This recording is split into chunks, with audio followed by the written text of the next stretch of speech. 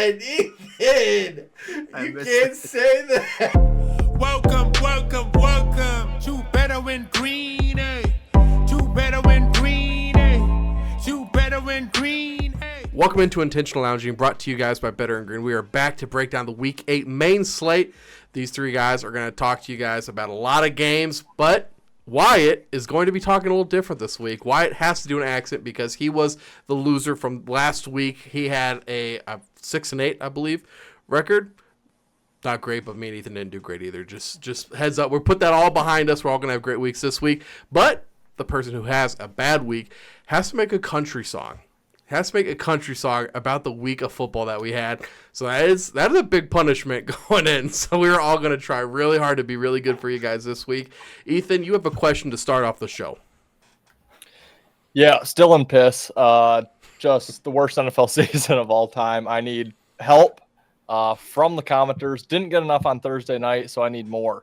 Flood them in. I'll take multiple. I need a two-team moneyline parlay. That's it. Just two teams. Keep it simple. It's not something I look into often, but I think it can be profitable. Give me your best two-team parlay. Let me lock it in. I need to make up more units than I want to admit on the show. So please help me. I love it, man. I think I saw someone hit like a 15-team moneyline parlay last week. They made I think $50,000, something crazy like that. Ethan's only asking you guys for two. He's only asking you for two. Easy work. Wyatt, Easy. How are you doing, man?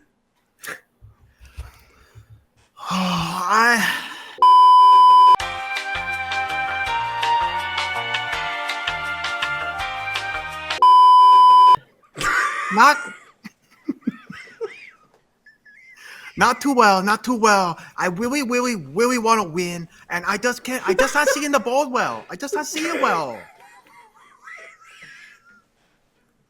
We're not gonna be able to upload this video. I really think today is my day. I feel really lucky today. Of all the people to win this was not the challenge for you, Wyatt. You're killing the accent, though. That's way better than anything I could give you. That is hilarious. Let's go to Agreement Island real quick. Breaking down the games we all agreed on. It's going to take 30 seconds for us to break down each game. All of us have already pre-selected our games. On Agreement Island this week, we have the Cleveland Browns, Carolina Panthers, Dallas Cowboys, and Indianapolis Colts. Let's start with Ethan with a Cleveland plus 8.5. Yeah, just really quick. I mean, not a ton that we agree on, so I would say good thing Wyatt's not doing shots again this week. It might kill him, but after this episode with the accent, he might end up dead in a ditch somewhere anyway. So it might be the same outcome, but yeah, we all like Cleveland in this game. Catching 8.5 last I checked. But basically, Deshaun Watson is behind us. Thank God, hallelujah. Best day ever to be a Cleveland fan was on Sunday when he went down, done for the year, hopefully forever. The guy sucks, but Jameis Winston, their Lord and Savior, is back in action here. Baltimore off the huge Monday Night Football win against Tampa Bay. Cleveland off a loss to Cincy, but they played them close. I like Cleveland's defense, like Jameis way more than I like Deshaun. I think the team rallies, injured player theory, at home, divisional AFC North matchup. We love it. Give us Cleveland to keep it close. I like it. Let's go full screen to Wyatt. I on Carolina Panther. Carolina on the points +9. Me really like cat. Me around cat every single week. Love cat. Favorite food. Carolina spread.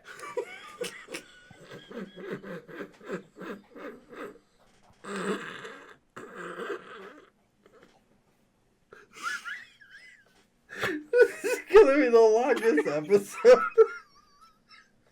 I might have to switch up the accent so we don't get fucking canceled. Yeah, we gotta make sure we hit everybody. Okay, let's go to Dallas at the +4. we all like the Cowboys here. Bad spot for San Fran, coming off a really demoralizing loss to Kansas City. Debo dealing with some pneumonia, it looks like. Ayuk out for the season. Their healthiest guy got shot in the chest just a couple months ago.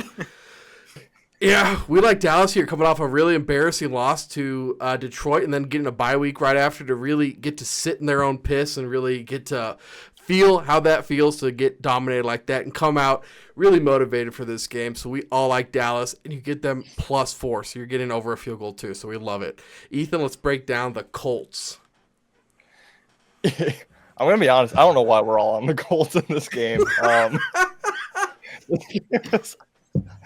This game is awful. Okay, it's a revenge spot. Indy barely lost week 1 to Houston, but that was at home. They're now on the road against the Texans. But I think point blank, Houston is an overachieving team. They're not quite as good as what their record indicates, what people think they probably should be. They are off that tough loss against Green Bay, which is a big game that they probably had circled looking towards. It's an out-of-conference game, so it's not huge in that aspect, but those were kind of the two come-from-nowhere teams last season. So very similar. I think they really wanted that win. And they have the Jets Thursday Night Football on deck, short week with travel. So we're taking Indy in the revenge spot here to keep it probably within a field goal like they did in week 1. Great analysis, Ethan. I like that you added that. I don't know why we're all on the Colts, because I don't know why I am. So glad you feel the same way. Let's talk about your Detroit Lions. We have Tennessee heading to Detroit to face the Lions. Lions are 11-point home favorites. Over-under set at 45. Ethan, what do you think, man? I'm on the Titans. For what it's worth, Detroit is my survivor this week. I think Detroit wins, no problem. 11 points is just too many. Rudolph has showed clips of being capable at quarterback. Obviously struggled last week, but it was against Buffalo. It was his first start in Tennessee. Just getting out, some of the kinks there. But this is just such a bad spot for Detroit. They had Dallas, which after that probably should have been their letdown game. However, I talked last week. I just didn't think it would be. You're heading to Minnesota, 5-0, a team that's way overachieving, a divisional team. I just thought Dan Campbell would have the guys ready for that game. Turns out he probably did. But now you're back home after 2 huge conference road games. You're against an out-of-conference team who has 1 win on the season. It's just such a letdown spot. And you have Green Bay on deck at Lambeau. Jameson Williams looks like he's suspended for 2 games here starting this week. Which he hasn't been super involved as of late anyway, but it's just such a breathe easy spot for Detroit. I just can't lay 11. That the question becomes, is Tennessee competent enough to keep it close?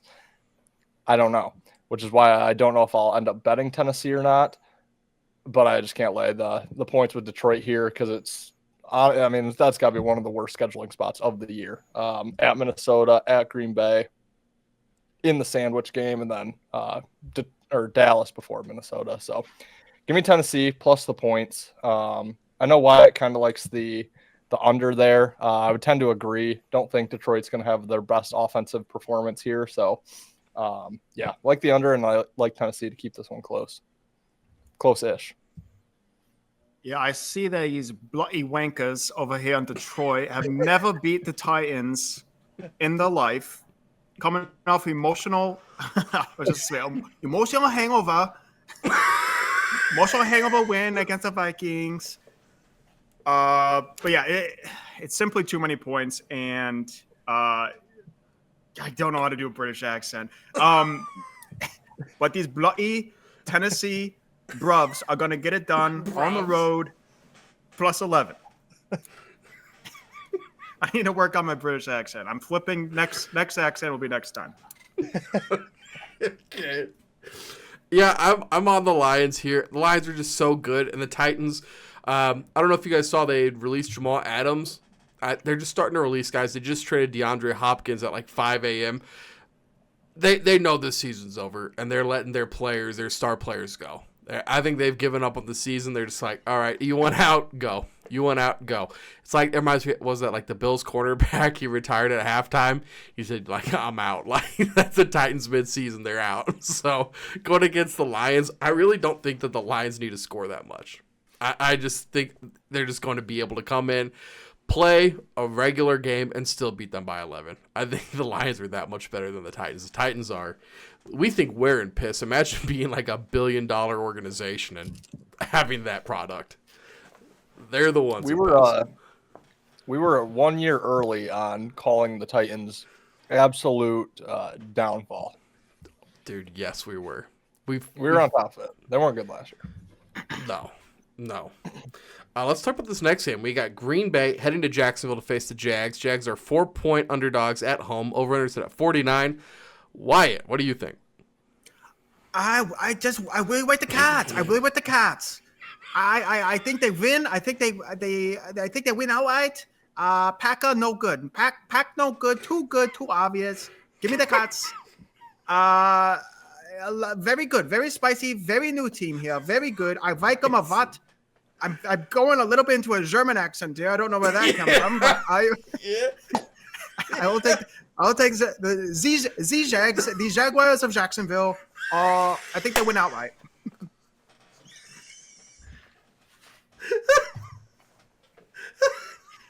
That was a little bit of mixed race there. I think that's like a little World War II. The Germans and the Japanese really button sides there. You kill it. Oh, God. I'm with you. I like cats too. I'm on ya with the Jaguars of Jacksonville, as you say.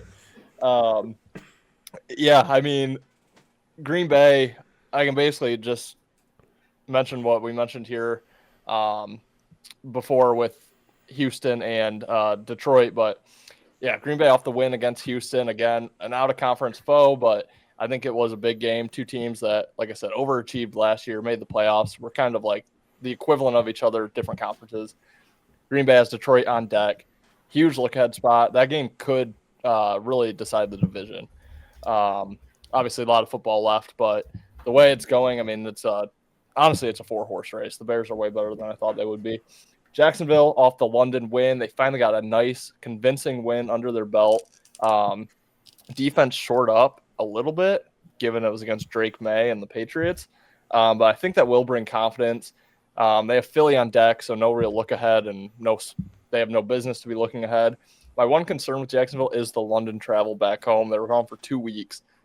Back home, no bye, which most teams do end up having a bye after that London travel. But, yeah, I just think maybe it's just too many points here. Jags at home. I think it could be very similar to that Houston game. Green Bay wins it on a game-winning field goal, but I think the Jags get the money. So I'll take the points with Jacksonville, like the Cats.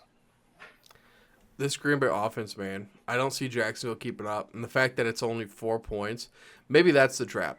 Because I feel like this should be a much wider gap. Jacksonville has looked better recently, but I still don't think they're good. I think we saw kind of who they were earlier in the year.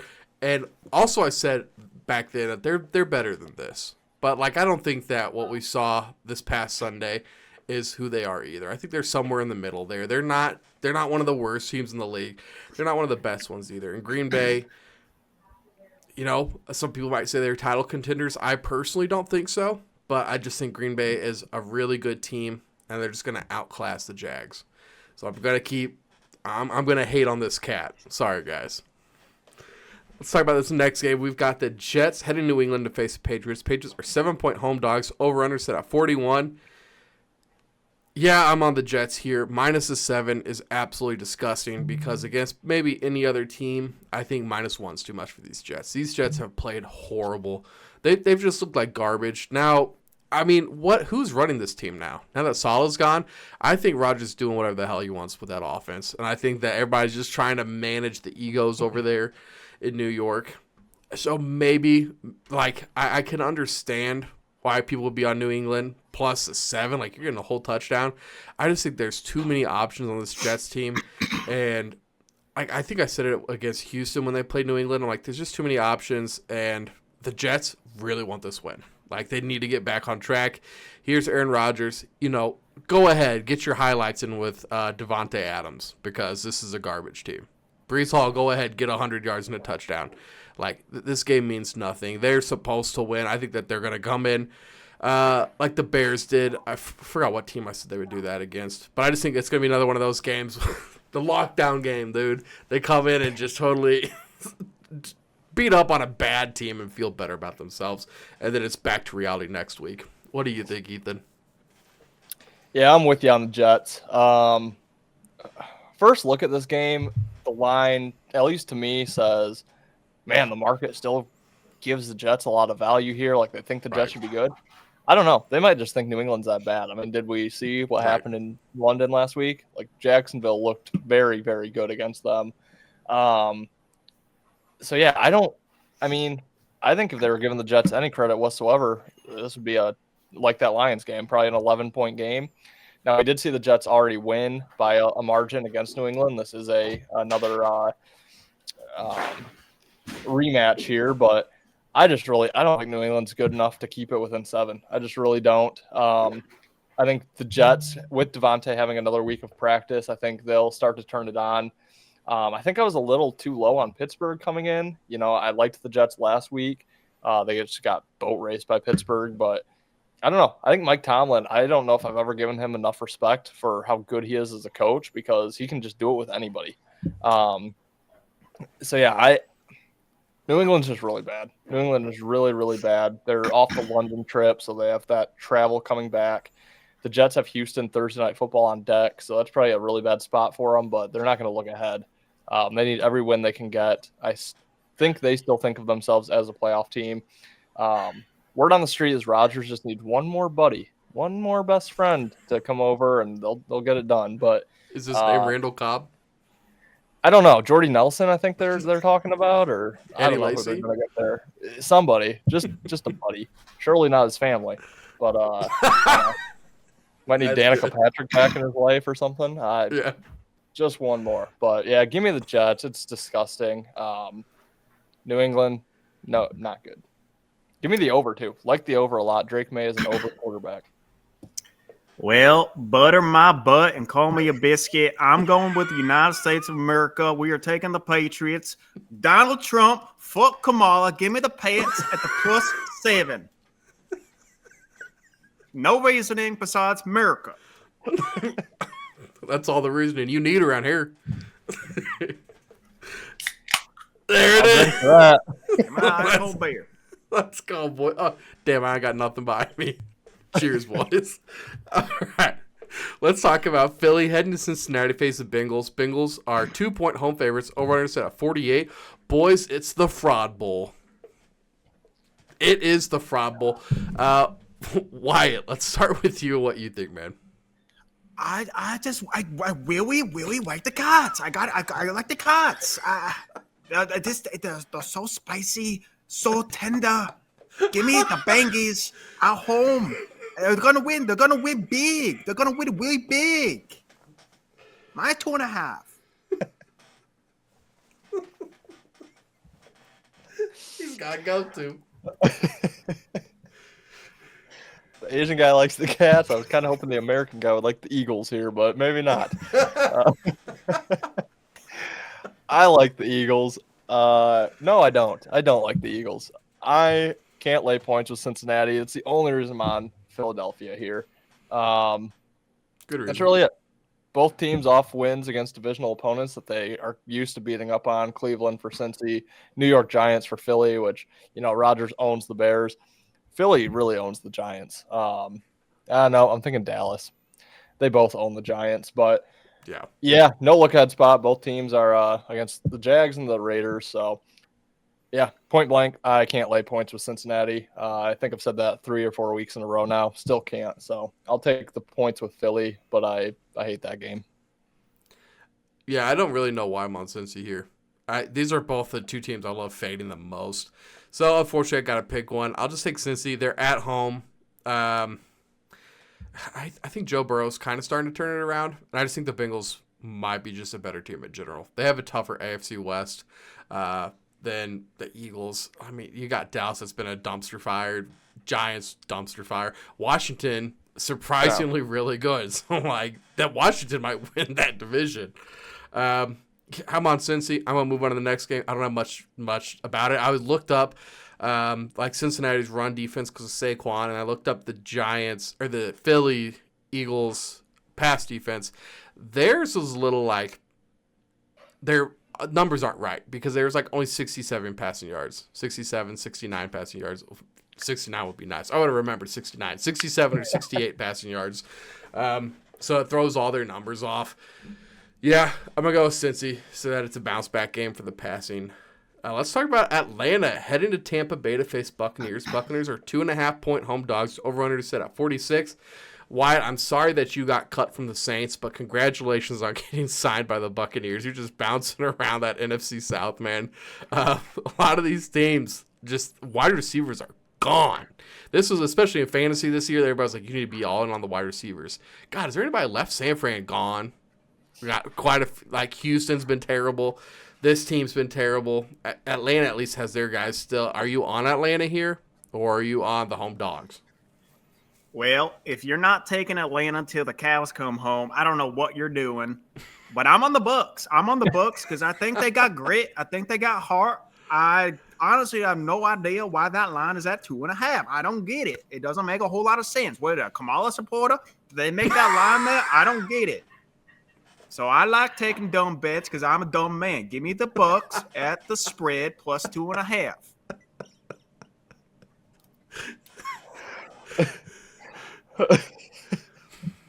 He's a hard one to follow. Yes. I am going to take Atlanta because I don't want to be on the dumb side. This game's tough too. But yeah, Tampa without Mike Evans, Chris Godwin, I mean, that's just two huge pieces there. Atlanta already beat Tampa not very long ago. I think that was like 3 weeks ago. Yeah. Typically, I would be looking for that, short revenge spot, but I don't know. Spot's bad for Tampa. Off the Monday Night Football loss to Baltimore.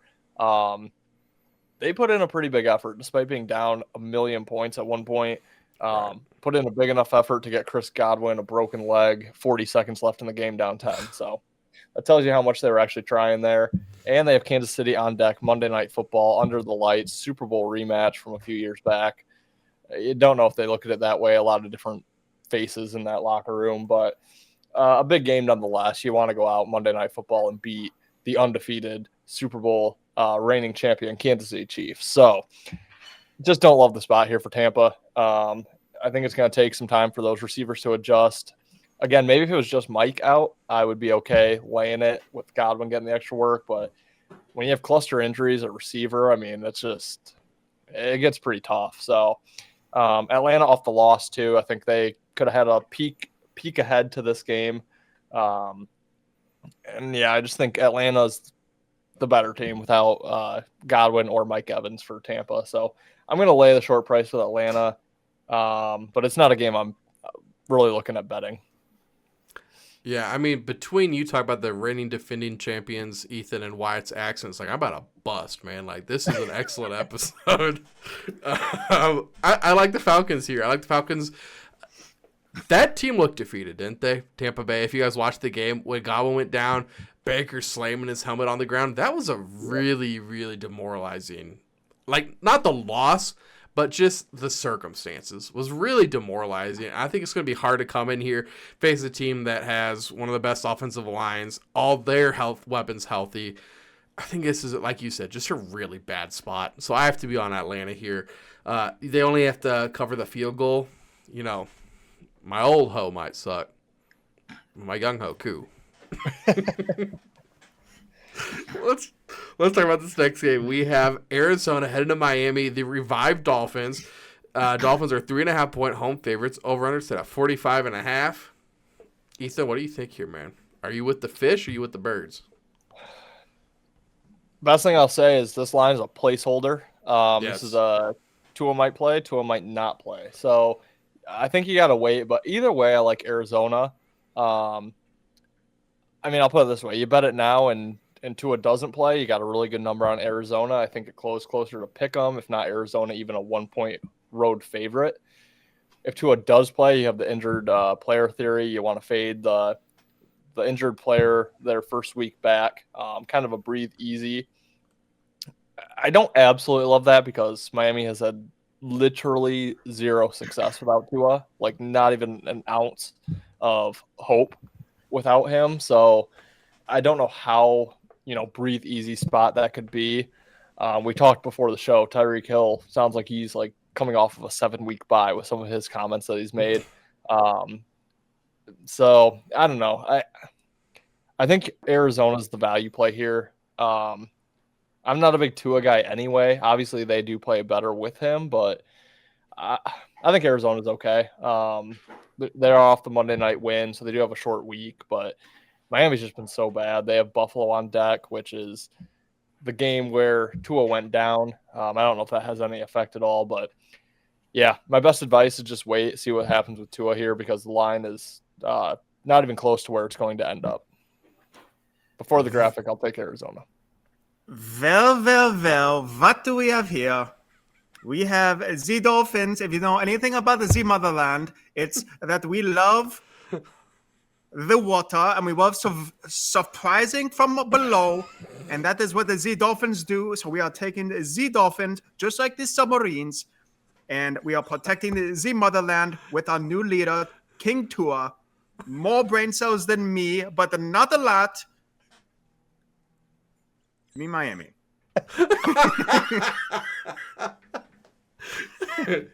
King Tua, is he related to Hawk Tua by any chance? No, but he does have correlation to Adolf. Oh, God. Oh, God. A dolphin. Is that what we're going Oh, shit. Okay, that was good. That was good. That Guys, was really... get him. Yeah, I'm on the Dolphins here with Wyatt. Kind of seems like a weird line. It doesn't feel like Arizona should be the underdogs, even if Tua is playing. Arizona has shown that they've been pretty. They're not been good, but they've been decent. They've won some games. I have to take Miami here just because the line seems really weird. It looks like right now the website I'm on. Once again, we were talking about before the show.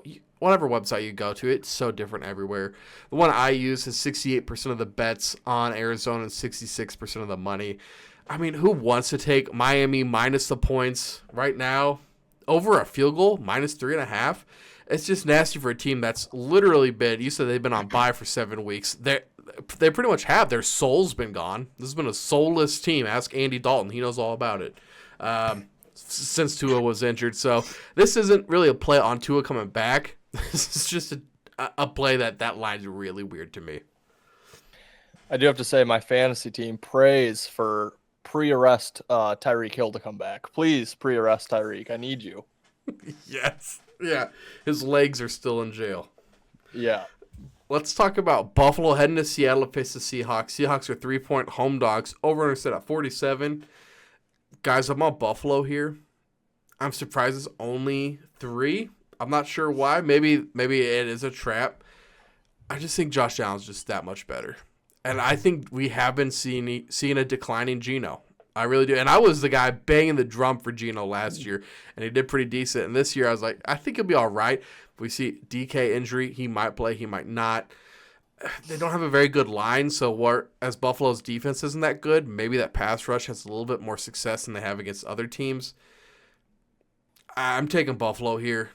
Don't feel super confident about it, though. Ethan, what do you think?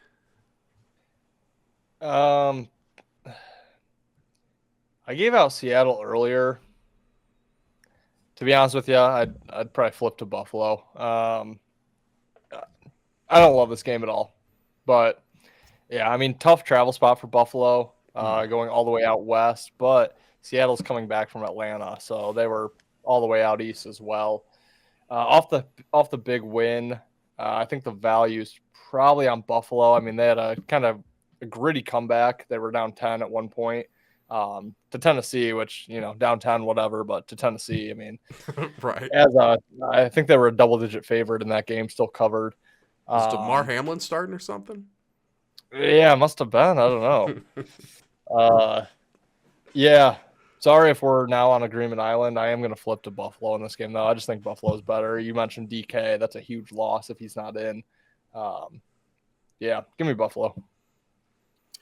Don't you worry. We are not on all the same side here. I have taken those Seattle Seahawks, and they are rocking with me to the Z motherland. We are taking over the world with Seattle. Doesn't make a whole lot of sense, but if we do have any more flip-flop out of you, we will send you right to the camp. Right to camp. If you have any more flip-flop, that is not allowed.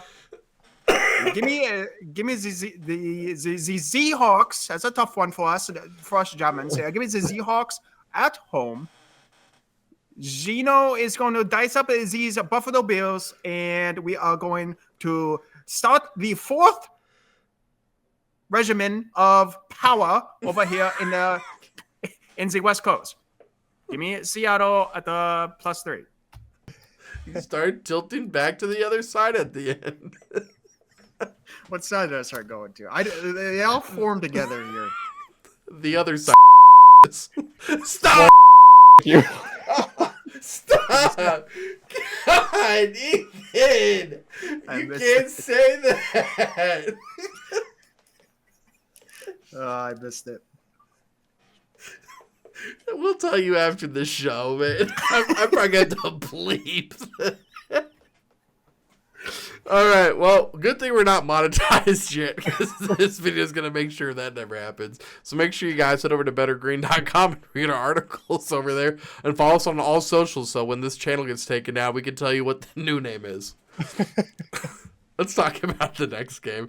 We have the Saints heading to Los Angeles to face the Chargers. Chargers are 7-point home favorites. Over-unders at 40.5. Ethan, where are you? Well, for all my futures, I do hope the Chargers win this game. I think they will, but too many points. Give me New Orleans. Nice buy low spot on the Saints. Injuries galore for that team. Obviously, last time we saw them out was a Thursday, so they do have extra rest, extra time to prepare, extra time to get healthy, which is the main thing. But when we saw them, no Derek Carr, no Taysom Hill, no Chris Olave, no Rashid Shaheed. I know Shaheed is out for the year. I don't assume Derek Carr is back with this line. I guess I have not fully checked on that. I think Olave might be back. And I assume Taysom's going to play as well.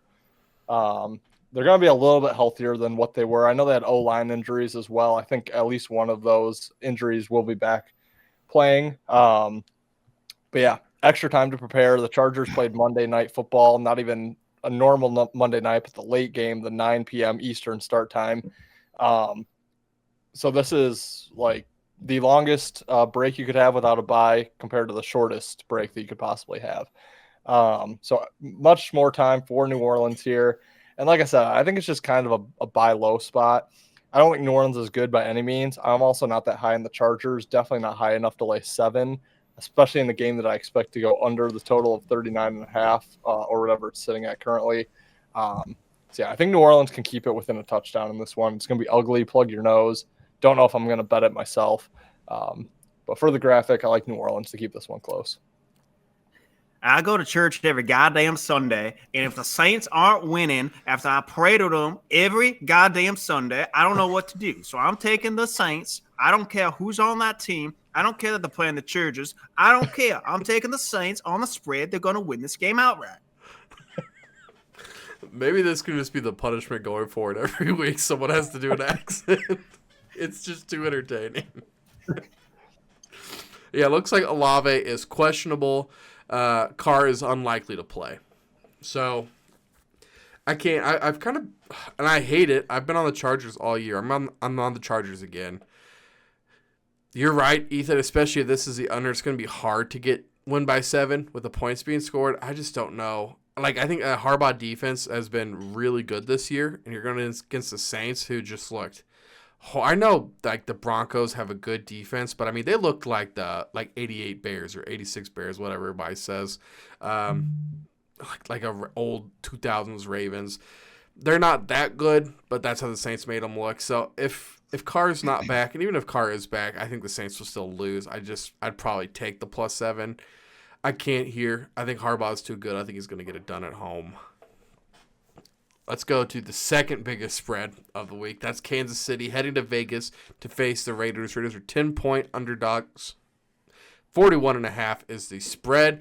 I initially had them as 10-point favorites. That is not correct. That's what the pause was for. That would be that would be insane. Let's It'd be like start Christmas Day all over again. yeah. Yeah. We'll get to Christmas Day. Wyatt, let's start with you, man. Yeah, SA, we got to go with the Raiders, man. We're taking the Of Raiders. course, for the Raiders. This is my team. This is my team, SA. And if you don't love that, I don't even know how to do a Raiders or a Mexican accent anymore. So I just know that they like the Raiders. So go Raiders, man. Go Raiders. Raiders plus 10. All these accents are turning into Asian accents at the very end, and I don't know how to get out of that. I don't know how to stop doing that. They all turn to Asian. I apologize. Go Raiders. I am also on the Raiders. Christmas Day burns a hole in my mind. That was the worst Christmas I've ever had, and the Chiefs were largely to blame. God, they just looked so bad against the Raiders. To be honest, I think I say this about the Chiefs all the time, and they've been a really good point covering team this year, so it's bitten me every week that I fade them just about, but I just don't see them caring that much about this game. I know it's divisional. I know it's on the road, but they had the huge Super Bowl rematch where all three of us didn't pick them. We didn't really give them the chance. And then they go out and beat San Fran by quite a bit. Tampa Bay on Monday Night Football. Again, I mentioned it with Tampa. It is a recent Super Bowl rematch. National television. I don't know. I just think Kansas City, they just dominate that division usually. I know they have 1 or 2 losses every year, but it kind of flips. It's not like the Raiders just constantly beat up on them, the Chargers, Broncos. I know the Raiders looked really good on Christmas, but, I think they got up for that game, and I think they get up for this one as well.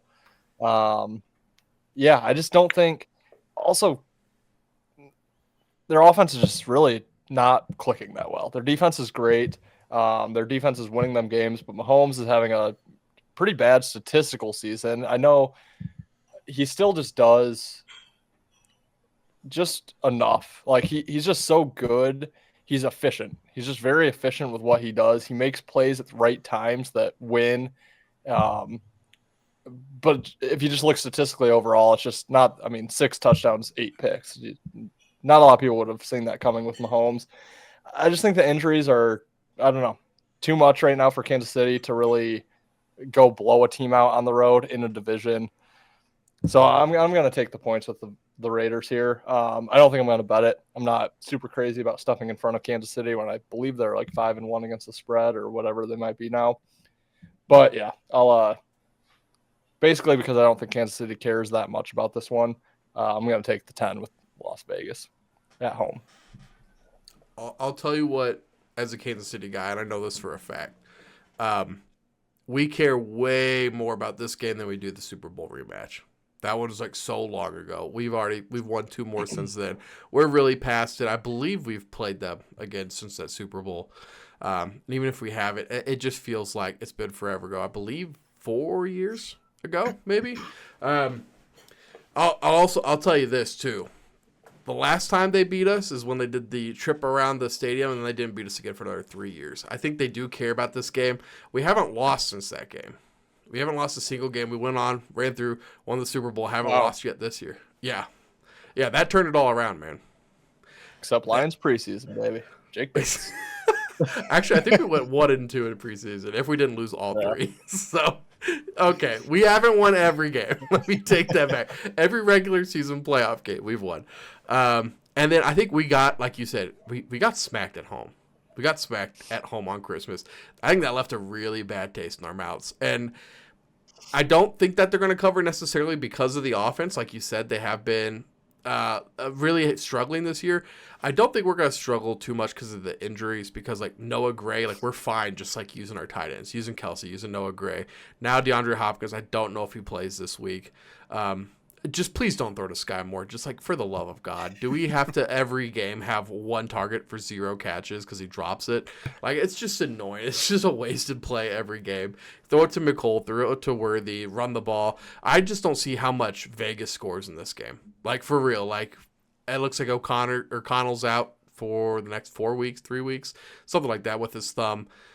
I like Minshew better, but like, their guys are banged up, man. Like, Zamir White's banged up. Jacoby Myers is banged up. Devontae's gone. I think that they show up, but I don't, especially like after you get the monkey off your back, like the Raiders did.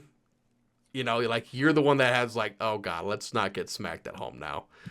It's just a bad spot, I think, for the Raiders here. I hate the 10, especially because the Chiefs are so bad at covering historically, but we'll see what happens here. Let's go to Chicago, heading to Washington to face the Commanders. Commanders are 2.5-point home dogs. Over-under set at 43.5. I don't remember what side I'm on here. While I look that up, Ethan, what side are you on? Yeah, I lean Washington. Why I know you had a video today of, wanting to fade Washington as the home underdog, which I kind of agree with. But my reason for being on them, I just think Chicago had a bye week at a bad time. A 3-game win streak with your rookie finally starting to click. I think that's when you want to ride that momentum. You don't want it to stop, go focus on some other things other than football, and then have to jump back in with a road game against a team that's hot as fire right now. So that's kind of my main reasoning here for fading. I'm more so fading Chicago, I think. Also, the Jane Daniels injury, which could be injured player theory. I don't know if he's going to play or not. I think that's still up in the air. They do have the Giants on deck, so it is a divisional game, but I don't think they're really taking the Giants too seriously at this point. I think that could be a nice play on the Giants next week. This is number 1 versus number 2 draft pick. I think it's a game that both teams are looking forward to. And ultimately, I just think the bye week came at a really bad time for Chicago. I think they would have preferred to just keep playing, keep riding that momentum they had. So I'm going to take Washington. I actually do hope Chicago wins because I do need Philly to win that division. Give me Washington. I think you can take Washington in a teaser. Although there's always teaser legs that I feel really confident about, and then I'm like, oh, this team could never blow them out. And then they do. I could potentially see Chicago maybe in a blowout here. But, give me Washington. Give me the teaser. Also, give me the over. Well. We have the Commanders, the Communists. I bet you think I was going to take the little Communists, don't you? No. We are taking the side with the United States of America. We're taking Chicago. I don't know what accent that was on Chicago. The Whittle Kami, Jaden Daniel is hot. And then they have Marcus Mariota, who decided to play very, very well last week. And there goes the Asian again. He no. I'm going to Asian. He no good. Mariota no good. He no good. It was a fluke of a game. We are taking going back to Germany. We're taking Caleb Williams. Back to that was Trump there. I'm losing it. This is my last one, so I'm literally losing it here. I'm running out of things to say. We are taking Z-Bears -2. I hope Marcus Mariota plays because I think he will be dead. Give me the Bears. Marcus Mariota is going to throw like 4 picks if he plays. It looks like, from all the information I have, Jaden Daniels is not playing. And I was like a huge Marcus Mariota guy back in the day, so this isn't a huge fade on Marcus. I don't know. I just feel like Chicago's a better team here. I just think that they're going to somehow find a way against that Washington defense that has been very good, and then Chicago's going to be able to make the stops when they need to. It's a field goal. I think if this was 3.5, then I'd probably switch to Washington. I think the fact that it is under a field goal makes me take the team I perceive as better, even though Washington has been really hot. I'm also seeing right now, once again, the side I'm on, 68% of bets, 77% of the money is on the Washington Commanders and that spread. So who knows? who knows? I'll take Chicago. Then we're all pretty confident about one team. That is what we call our squad ride. Ethan, who are we on this week? We're back in the Dallas Cowboys. Off the embarrassing loss to Detroit, they had the bye to fix some things. And San Fran, like you mentioned, Ben, healthiest receiver got shot in the chest like a couple months ago. So you tell me. Yeah, and you're getting +4. I love it. Yeah. If you guys are cool, I'll start with the big three. I got which is surprising because I didn't feel that confident about this game. Just kind of goes to show that I didn't feel too great about all these games. I did have Dallas before, but we had switched that to the squad ride, so I switched it with Buffalo -3. I've got a total, my first total of the season, Kansas City versus Las Vegas under 41.5. Chiefs have had a lot of trouble with that offense. Thank you. A lot of trouble with their offense, and I think their defense is going to eat in this game. And I got Green Bay -4. Ethan, who do you have?